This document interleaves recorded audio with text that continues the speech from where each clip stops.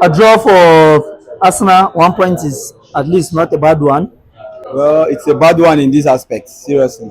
But at least we thank God that it's a draw, not a loss for us, Arsenal.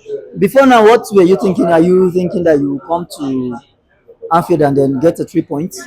Definitely, definitely. It's expected, but looking at the boys, I can understand they were exhausted because they put in so much energy in the Champions League, which actually did not pay off. But I was expecting much more from them and much more from the team. Okay. So, but in today's game, how far the selection, the lineup, their performance, is it okay for you? It is okay. They started well, just like in PSG, but they were a little bit sloppy. No, I want to contradict. They didn't start well. Considered 2 goals against Liverpool first They half. started well, just they started well, just like PSG. They Okay. started well, but they, they became very sloppy. The defense were actually sleeping, trying to get back to position instead of trying to attack the person coming with the ball, trying to go back. I don't understand what they were doing at that defense. That first goal was uncalled for.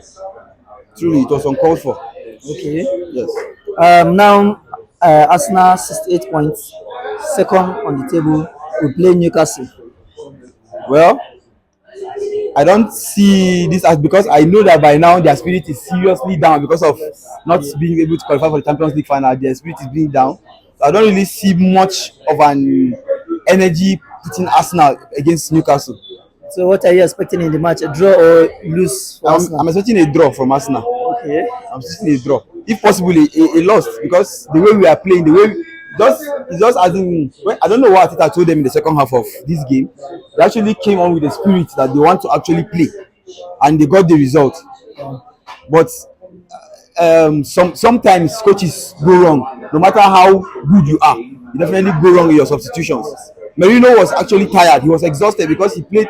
He gave in a lot of energy during our Champions League match with PSG. So he was actually exhausted. I was expecting him to take off Merino and bring in Waneri or Zinchenko to come and stabilize the midfield, but he left him on the pitch, and that cost us seriously. So, And that but cost us. the red card, do you think it's what? It's worth it. It's a second yellow. Yeah. It's a second yellow. It's worth it. It's a very very bad tackle. And he It's will not worth be it. playing against Newcastle. We're not playing against Newcastle, so I guess maybe Rice will be back by then, and I think he'll take over from there. All right. And lastly, I know since you said the spirit and everything is down.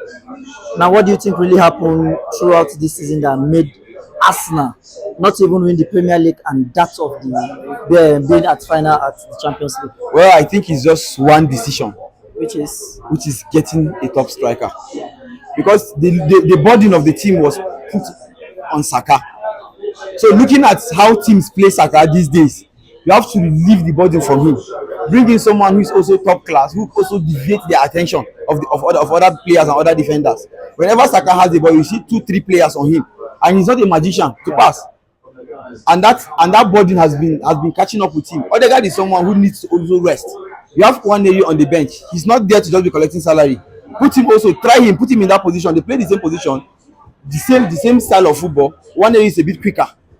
He might actually give us better result. But I think this season, coupled with the fact that we have series of red cards, series of injuries and all sorts, but that should not be a yardstick for them to go down to even allow Liverpool to win this trophy, because everybody in that team has been paid and has been signed to play.